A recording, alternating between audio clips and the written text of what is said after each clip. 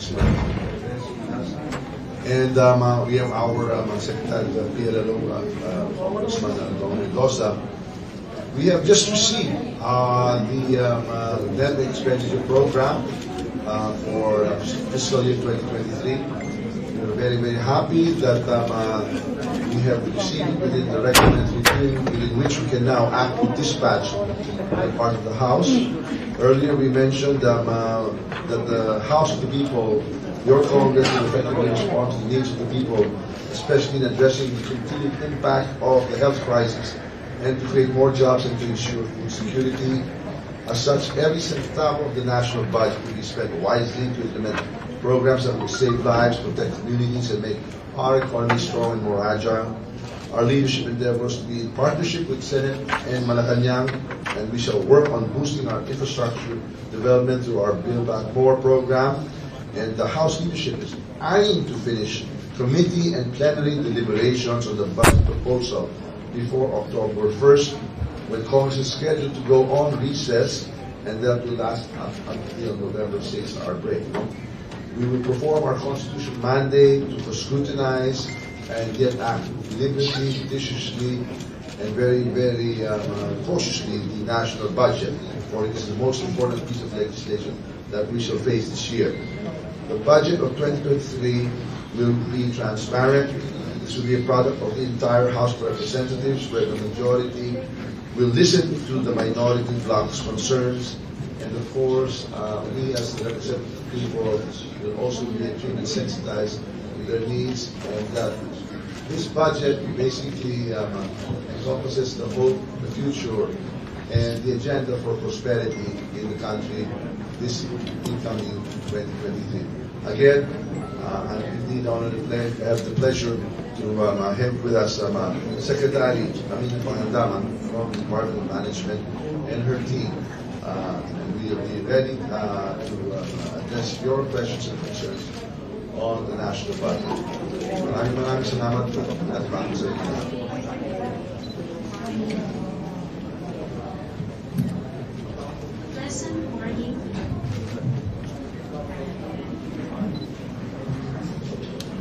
Pleasant morning to the esteemed members of the 19th Congress, fellow workers in the government, the media, and every Filipino whom we hope to serve well through the budget.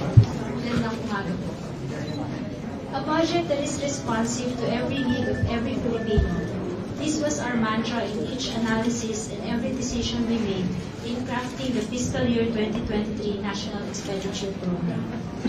The proposed national budget for 2023 amounts to 5.268 trillion pesos. This is higher than this year's budget by 4.9% and equivalent to 22.2% of the gross domestic product, or our GDP. Its theme, Agenda for Prosperity, Economic Transformation Towards Inclusivity and Sustainability. As you know, we face a lot of external pressures. Despite this, it's the government's responsibility to ensure that none of its citizens is left behind. But the harsh truth is, many Filipinos suffer because of soaring oil and food prices, insufficient health facilities, and expensive commodities. Add to this the effects of the pandemic. It's against this backdrop that we created the NEP. At the heart of the proposed national budget is inclusive and sustainable prosperity. It's encapsulated under our 8-point socio-economic agenda and anchored on these pillars.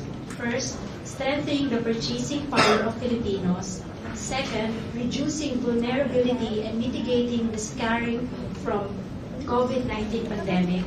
Third, ensuring sound macroeconomic fundamentals. And lastly, supporting local governments. To strengthen the purchasing power of Filipinos, we will aim for food security, improved transportation, and affordable and clean energy. The agriculture sector will receive a substantial increase of 39.2% year-on-year with a total proposed budget of 184.1 billion for the strengthening of its planner food programs and irrigation services to ensure food security and agricultural productivity. To achieve this, higher allocations are proposed for the National Rice Program with 30.5 billion to help maintain the price of rice at affordable levels and for the production of other vital agricultural commodities. This will be complemented by the construction and rehabilitation of farm-to-market roads with 13.1 billion, improvement of irrigation networks 29.5 billion, and the provision of subsidies and credit access to farmers and fisher folks with 2.8 billion. We will also support shovel-ready infrastructure projects with 1.2 trillion under the Build Better More program to propel growth in agriculture, trade, and tourism sectors and eventually reduce transport and logistics costs.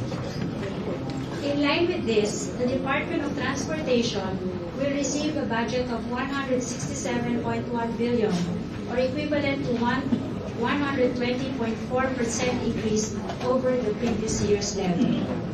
Meanwhile, the Department of Public Works and Highways, or the DPWH, will receive 718.4 billion in 2023 for its banner programs such as the Asset Preservation Program with 88.5 billion, Network Development Program with 140.4 billion, and the Bridges Program, 38 billion, among others. Finally, the Department of Energy will receive a total of 476 million in 2023 for its programs such as the Renewable Energy Development Program, Energy and Efficiency and Conservation Program, and Alternative Fuels and Technologies Program. To reduce the vulnerability and mitigate the scarring from the COVID-19 pandemic, healthcare, social services, and safe reopening of face-to-face classes are our top priority. Abiding by the Constitution and reflecting the President's commitment to invest in human capital development and empower the youth, the education sector will receive the highest allocation, 852.8 billion, covering Department of Education, state universities and colleges, Commission on Higher Education, and TESDA. With the Department of Education's allocation, we hope to finally resume face-to-face classes to ensure holistic learning. We will achieve this through the construction of new classrooms and education facilities under the Basic Education Facilities Program with 9.8 billion, and the provision of learning materials through the Flexible Learning Options Program, 19.4 billion. Students will also continue to receive subsidies and education assistance to help them pursue senior high school and technical vocational courses with 54.9 billion. We will likewise prioritize the funding of universal access and quality tertiary education program with 47.4 billion, which will provide free tuition fee and other school fees to college students who will eventually constitute the country's workforce. But human development must be accompanied by a strong healthcare system that can withstand unprecedented challenges. As such, the health sector will receive 296.3 billion for 2023. The Universal Healthcare Program will continuously be a budget priority to ensure accessible healthcare for Filipinos, ensure those in the lower stratum of the society. This will be accompanied by better health services through the construction and rehabilitation of health facilities and procurement of medicines and vaccines. Along with human capital development, we must take care of those most vulnerable to global inflation. As such, the Department of Social Welfare and Development will receive 197 billion for 2023 to address the needs of the poor and marginalized, among others, targeted sectors of the economy. This includes the proposed increase of the budget allocation for the Pantawid Pamilyang Pilipino program with 115.6 billion. Now, for the government's better to implement these plans, we must introduce reforms within the bureaucracy. Towards this end, we will prioritize digitalization and accelerate our digital transformation. Thus, we have allotted some 12.1 billion to fund ICT projects throughout the bureaucracy. We will also fast-track the rollout of the Philippine Identification System with 2.1 billion. On DPM's end, we have a budget reform agenda. Foremost is the digitalization of the economy with the rollout of the Budget and Treasury Management System, or BTMS, in all agencies. We will likewise enhance bureaucratic efficiency through institutionalization of cash budgeting system. Our economic transformation agenda also contemplates devolution of essential services to local government units. This allows them to directly implement programs and interventions tailor-fit to the needs of their constituents. These programs are just a few of many. More details can be found in the digital and physical 2023 NEP kits we have shared with you. It includes the President's budget message and the 2023 People's Proposed Budget at a glance. We believe that the Congress is one with us in our commitment to serve the Filipino people through the just allocation of the national budget. Again, it is our honor to submit the fiscal year 2023 NEP. With this budget, we want every Filipino, especially our farmers, fisherfolk, laborers, and those who are marginalized, to not just survive, but to reap the benefits of economic growth and national progress in their everyday lives. That is the measure of Philippines' genuine prosperity, when every Filipino prospers individually. Thank you at mabuhay.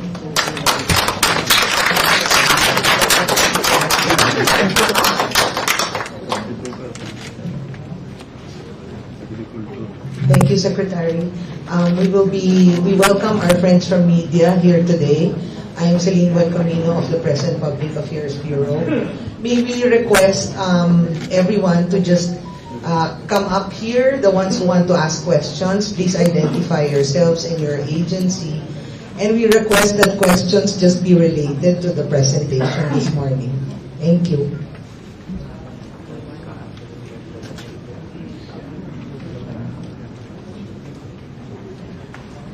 Pakitaas na lang po ng kamay kung sino gusto magtanong. Yeah. Kathleen.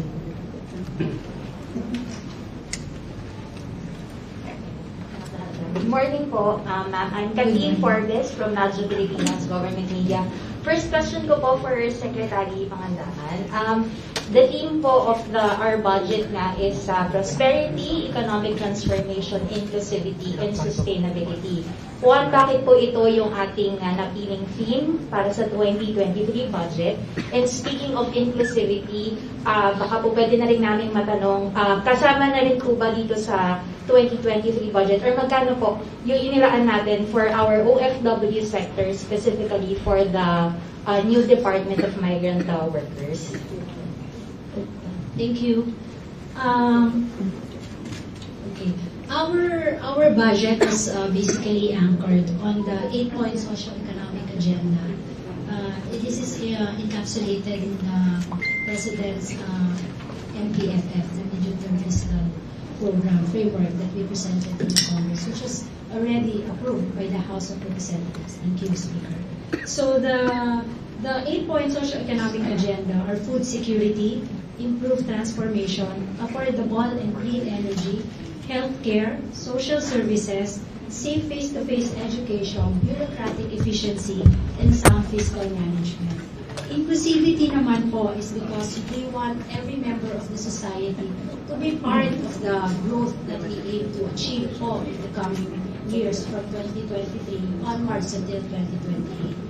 On the Department of Migrant Works, Department of DMW, Yusek Tina, can you share the budget of DMW? The Department of Migrant Workers will get 5.2 billion pesos. That's inclusive of the budget of OWA and POE. So that's the budget. Thank you po. For my second question po, Yusek Basilio, if you could just share with us po, paano po yung ating parameters for the macroeconomic parameters ng current administration, and ano po ba yung ating fiscal consolidation strategy for the next 6 years? Thank you for the question. The parameters or assumptions, the targets of the Marcos administration include measurable medium-term objectives, which we first heard during the President's SONA, and then again, thanks to the House of Representatives, they have already adopted such concurrent resolution. Let me just mention them again.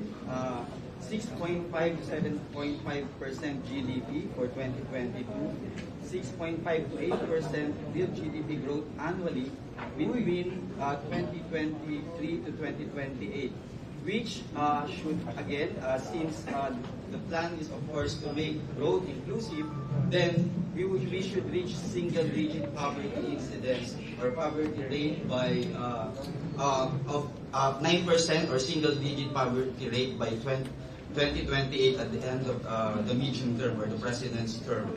And then, of course, all of this will be done, as you said, with the aim of having that kind of fiscal consolidation strategy. And that means we will hope to bring down the deficit, the national government deficit, to 3%, which is the pre-pandemic level, by 2028. And then to make debt to GDP reach around less than 60% of GDP or the debt to GDP ratio by at least 2025, which is much earlier. All in all, the aim is, as the Secretary said, to make prosperity be reaching each and every individual, so that we should reach middle income status sooner, probably sooner than 2028. Yung upper middle income status is something that's not us who will define it, but it's the World Bank definition of upper middle income status. And just to repeat, the administration's objective of economic transformation is something that is reflected in the budget. And we have heard the 8-point socio-economic agenda. In a very systematic way, the budget was planned so that we are aligned, the budget is aligned to the said budget priorities. Thank you.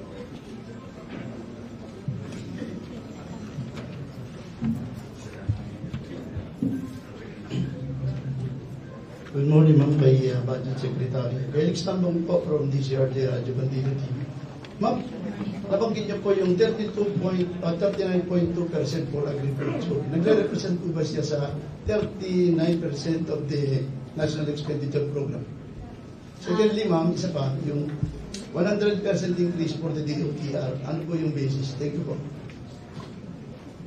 Good morning po. The 39.2% po is the total increase of the agriculture sector. The higher allocation po is because we provided enough funds for the rice program, corn program, fisheries program, and even the high value crops development program.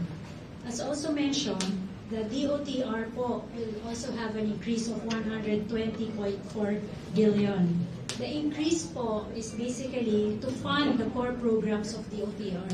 Ito po yung LRT Line 1 Cavite Extension Program, MRT Manila, Metro Manila Subway Project po, PNR South Long Haul Project, North and South Commuter Railway, MRT3 Rehabilitation Program. Kasama din po dito yung Land Public Transportation Program, the EDSA Busway Project, EDSA Greenways Project, Cebu BRT Project, and the Fuel Subsidy Program po for our public transport drivers.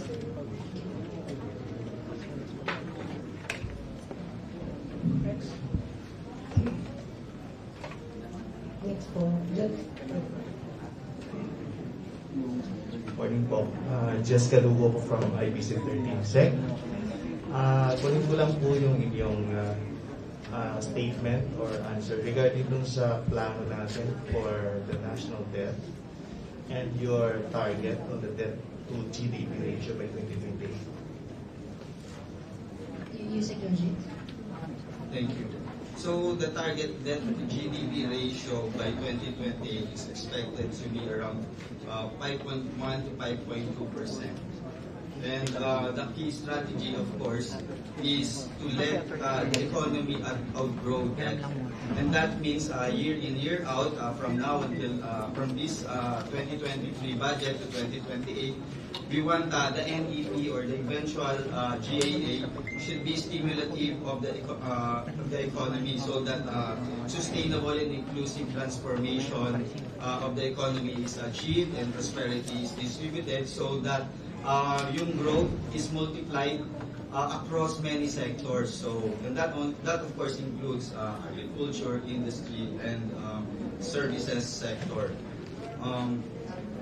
And also that means, of course, carefully choosing and prioritizing the ones that were enlisted in the socio-economic agenda, because those that are prioritized are those that are seeming to have greater multiplier effects, plus ones that reach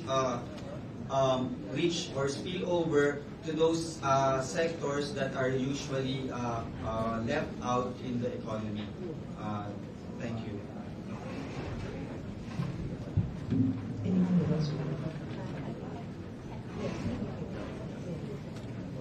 Hi, ma'am.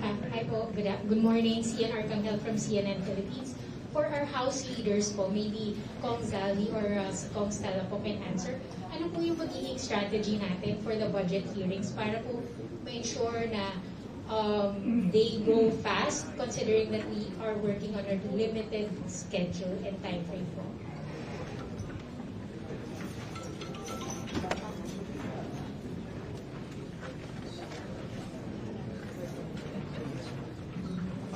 We started organizing last week. Vice Chair has started the organization meeting for the Vice Chair's membership. We've conducted pre-budget briefings to all the parties so that all the congressmen may have any questions and their local and national concern. And next year we plan to have it earlier. We start around February or March to coordinate before the net is submitted to Congress. We want everyone Congress to be actively involved in collaborating with the provision of the national expenditure programs, the most important bill in Congress. Well, just to add, Chairman Saldi has emphasized in many fora that we are strongly committed to approving the budget by October 1. And the key to do that is really by facilitating communication channels between the various government agencies and of course the members of Congress. And so as early as last week, we had already organized informal briefings for the Congs. And so by Friday, August 26, we will be having our first budget briefing at the committee level, and this is going to be by the DPCC. This will run all the way down to September 16, and then by September 21, we should be ready for plenary debates. And by then, we are confident that many of the policy concerns raised by our members would have been resolved, so that we expect a swift and smooth plenary debates on September 21 so that approval should be done by October 1. Follow up lang po. Before the pandemic po kasi, may mga times na yung hearing sa committee level, inaabot po ng gabi for one agency or just one or two agencies. Do you expect that to happen this time or mas mabilis na po? Well, again, the reason for why we have, unlike before, we have more informal communication channels so that hopefully lahat ng concerns nila, by the time mag-umpisa tayo sa plenaryo, pretty much most of these concerns have already been addressed. So we anticipate and we are hoping that the sessions are going to be shorter than they were in the past. And then how about po dun sa mga plenary discussions? Do you expect it to be long? Considering na yung parang kung na-resolve na po yung mga concerns ng Congs at the committee level. Maganda siguro na tanungin natin ay ang ating minority leader. Kong Nival. Well, even initially, before we asked the minority leader to share his insights, I'd like to also acknowledge the presence of our Senior Deputy Majority Leader, Congressman Sandro Marcos, Congresswoman Minsa Nograles. I think the Majority Leader would also like to make a statement on the question as to how we shall ensure the swift and orderly passage of this measure. Brings him.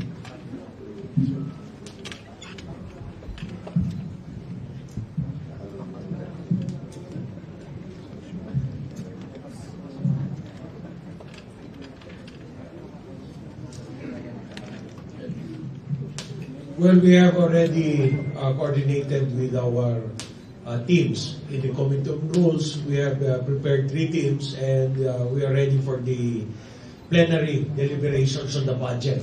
So we're closely coordinating also with the Committee on Appropriations in order to facilitate our members who would want to fully discuss the budget. Of course, we only have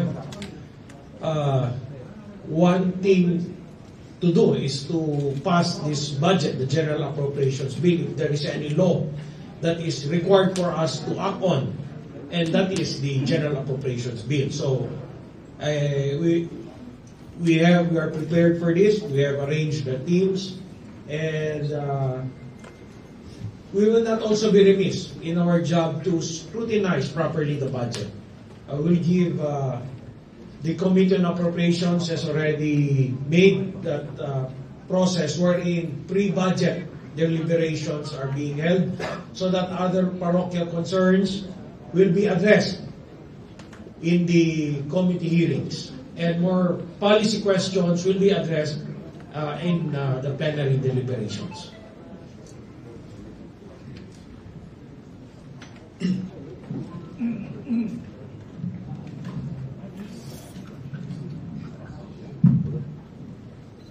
Thank you, Mr. Speaker, Secretary, and all the members of Congress, the members of the press. Good morning.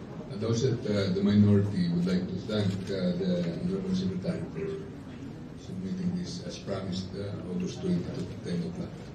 And for the part of the minority, we have already had initial talks with the majority in the Committee on Rules and with the Committee on Appropriations.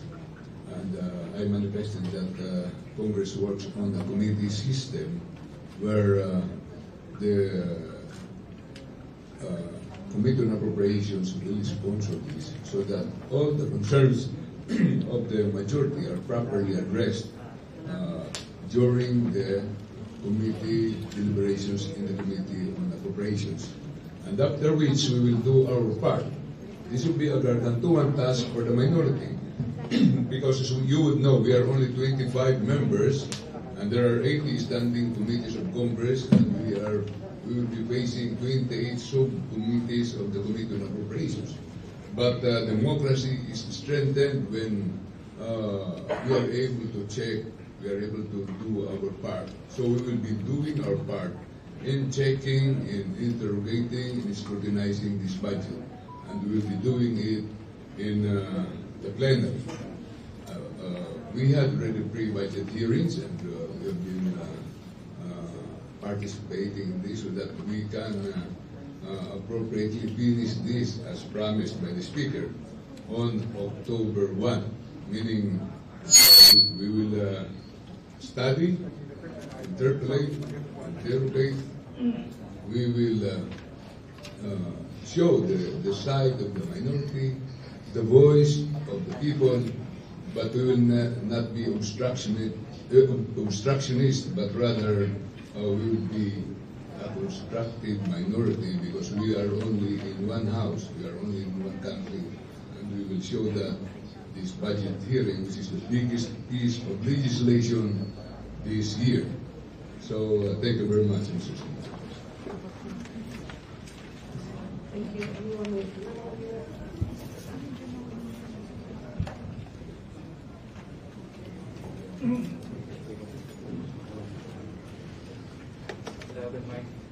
morning. I'm Elson from Manila Bulletin.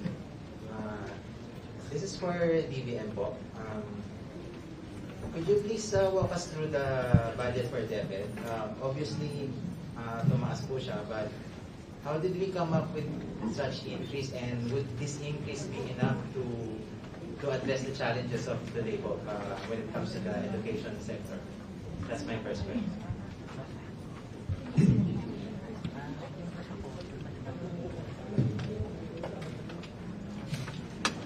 So we have a procedure within BBM where we apply the principles of the budget utilization rates where departments are concerned.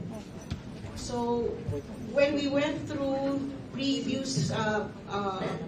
previous experience we had with DepEd, we applied the utilization ratio, and that is the figure that we came up with for DepEd. Nevertheless, we also recognize that they needed certain amounts for their priority projects, but not to the extent of what they want. I'm talking about the basic education facilities, where they mentioned that they required 86 billion pesos. At this point, I think we only provided 5.9 billion for next year. Again, we considered the available balances that they had, their performance rates insofar as spending is concerned, and that was the figure that was provided.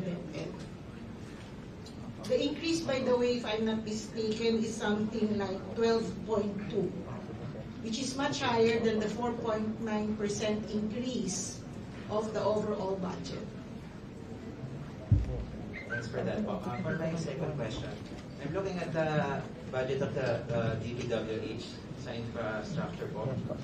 I see na it's lower by 60-something billion. I was just wondering po, how can we expect to build better, more so to speak, on a reduced budget? Where are you comparing your figures? What figures are you using? I'm looking at the briefer, ma'am. The 2022 GAA says the budget for DPWH was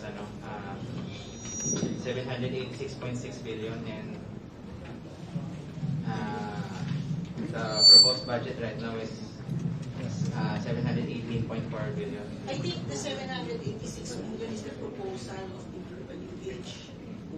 So it's not compared to the 2022 figures, because if it's the 2022 figure, it already rose by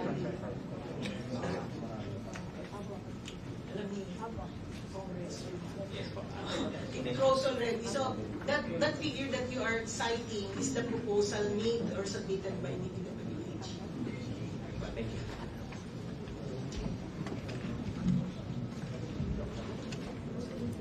Hello, good morning po. Ako po si Sasot Ganda Sasot ng For the Motherland Blog. Ang katanungan ko po ay para sa DBM.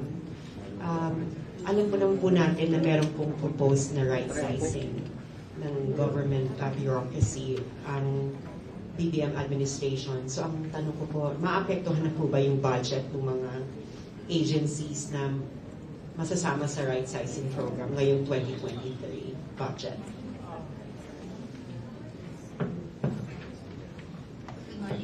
The right sizing program po kasi is a bill po, is a proposal po for Congress to pass. I think po there are several members of the House of Representatives, same with the Senate, who already filed the proposed bill. We defer po to the legislature po if they will pass and give the authority to the executive to right size the government. So yung budget po nila is will remain unaffected? Intact pa po, but in case po mapasa po siya at magkaroon po ng may ma-displace po, meron po tayong budget under the MPBF po para po dun sa mga ma-displace na workers po sa gobyerno.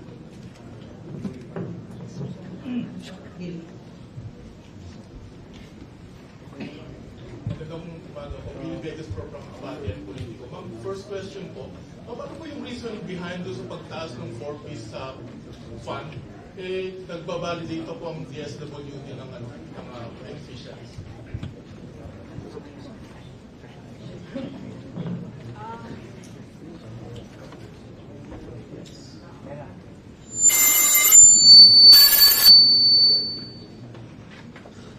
Yung sa 4Ps kasi, meron yung target talaga on an annual basis, no? At this point kasi, it's around mga 4 million beneficiaries. And meron tayong ina-apply na compliance rate. So kahit na nagko-confirm pa lang ang DSWD, hindi natin pwedeng babaan yung suporta para sa 4Ps without endangering yung dapat makatanggap sana. So, tsaka dumadami nga yung population. So, 97% ang compliance nila. Previously, we were providing only for 90%. So, kaya tumataas yung ibinibigay pa rin natin despite the fact na nagko-confirm ang DSWD dun sa kanilang tinatawag na listahanan. Next question po. Kasama na po ba dun sa NEP yung increase dun sa senior citizens pension? Yung 500? Opo, yung 500. Hindi. The law lapsed into law after the budget has already been completed. So we did not provide. That's around 24.5 billion pesos.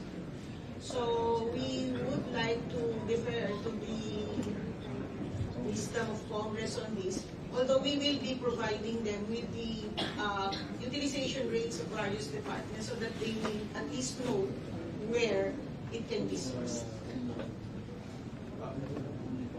Last question po. Ma'am, may budget po ba para sa COVID vaccine next year?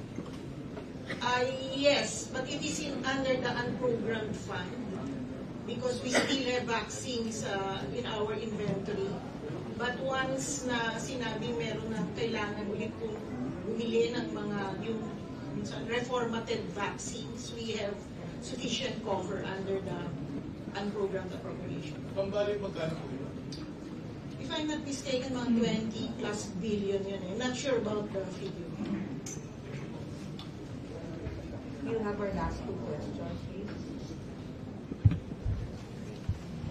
Good morning po, Gregory from TV5.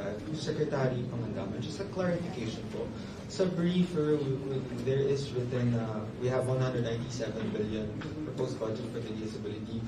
Though it has been mentioned earlier that we want or we are proposing higher budget for 4Ps, although if compared to 2022 GA, this is lower. The 2022 GA is 205 billion for disability. Maybe just get a clarification or explanation. Yun kasi yung comparison kasi of 4Ps na beneficiaries as vis-a-vis the amount that was provided corresponds to the GAA level, diba? So the GAA level already contains certain adjustments made by Congress. So initially the proposal at that time was much lower from the PM side or from the executive branch. But for 2023, it was increased to 115.6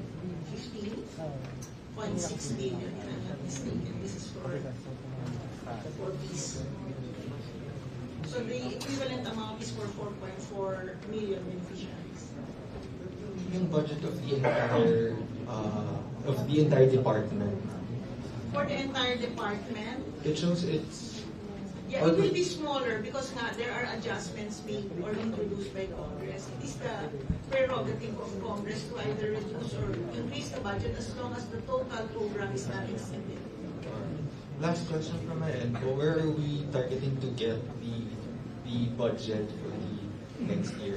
Do we have a percentage from the revenues or other sources?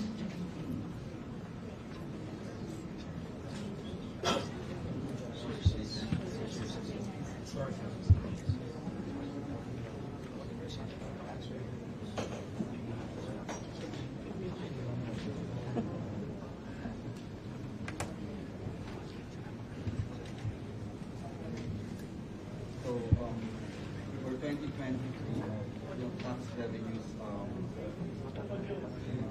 is expected to be around 14.6% of GDP. And then,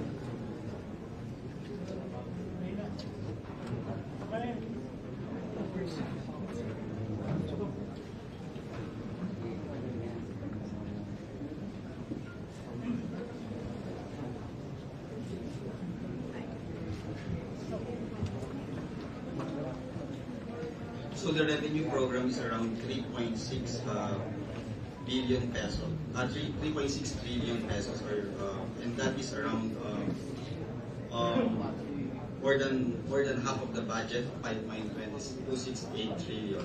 And the rest will of course be coming from other non-tax revenues, and a small portion will be of course the usual privatization, and then deficit financing through borrowing, which are calibrated so that we of course meet the fiscal targets for next year and the following years thereafter, given yung amortization and other interest payments that we have.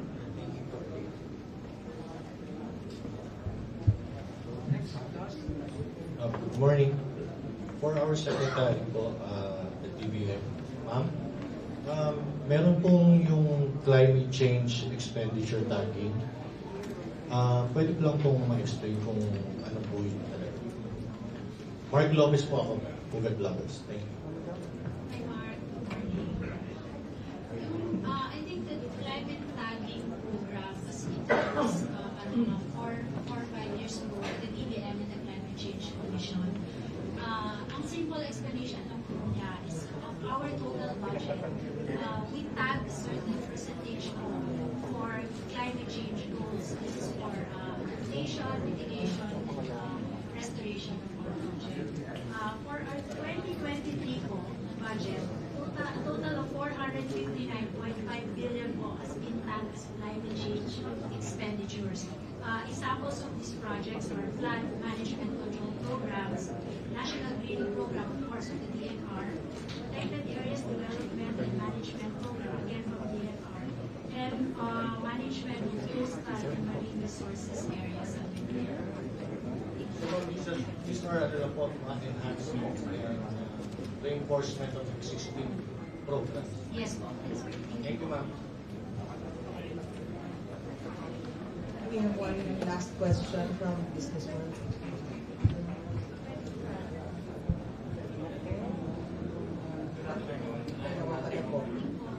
Good morning. I'm not here on business world. I'd like to ask the DPM what the priority projects for Build Better More are of.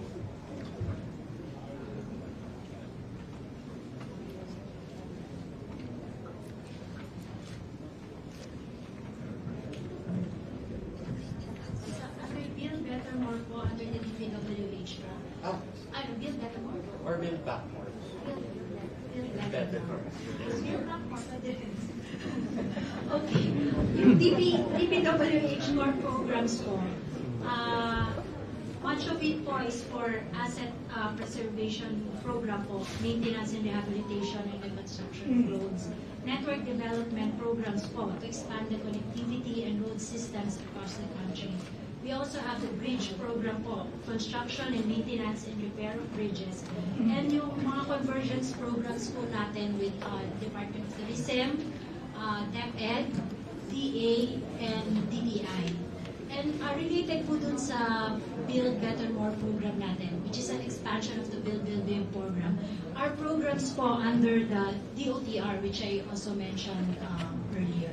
Of course, kasama din po dito yung mga social infrastructure that we're going to construct po under the yung sa ESM po for Department of Education, our classrooms, and for the Department of Health po, yung ating mga health facilities po that we're going to construct next year po. May tumatawad po, one very last question. Ms. Valesca. Morning po, Yanes Kapanti, GMA News Online. I would just like to ask po, this 28.9 billion local government support fund, paano po yung distribution nito? Because this is a huge allocation, 28.9 on top of magkakaroon sila ng additional due to the Mandanas ruling. So paano po yung distribution? Is it per district or yung status as first, second, third municipalities? Thank you.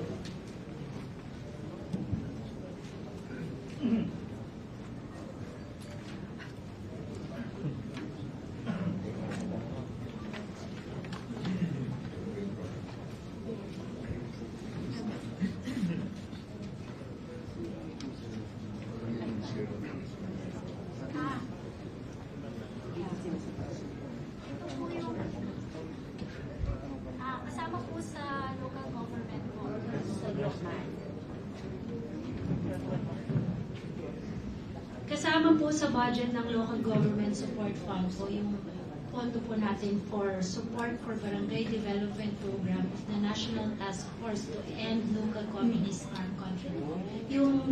Ito po yung LCAC. Ang budget po natin siya this year is 5.62 and then we increase it to 10 billion for 2023. And kasama din po dito yung budget po natin for Growth Equity Fund. Ito po yung pondo for our 4th, 5th, and 6th municipalities and barangays po para mabigyan po natin sila ng mga enough programs and projects po para at least po makaabot po sila sa mga mataas na mga municipalities po. And we also have the financial assistance to LGUs po of 5 billion pesos. Wala pong distribution yung sa ELCA. Wala pa po silang napapadala. Subject to? Yes, subject to guidelines that we will prepare with DILG and National Security Agency. In behalf of the Honorable Speaker and the House members who are here today, we would like to thank the Secretary Pangandaman and the officials of the DPM for their very comprehensive presentation. And we would like to thank our friends in media also for being here with us today. May we invite the officials of the DPM to join the speaker at the social hall for lunch. And lunch will also be served for the other guests here today. Thank you. Thank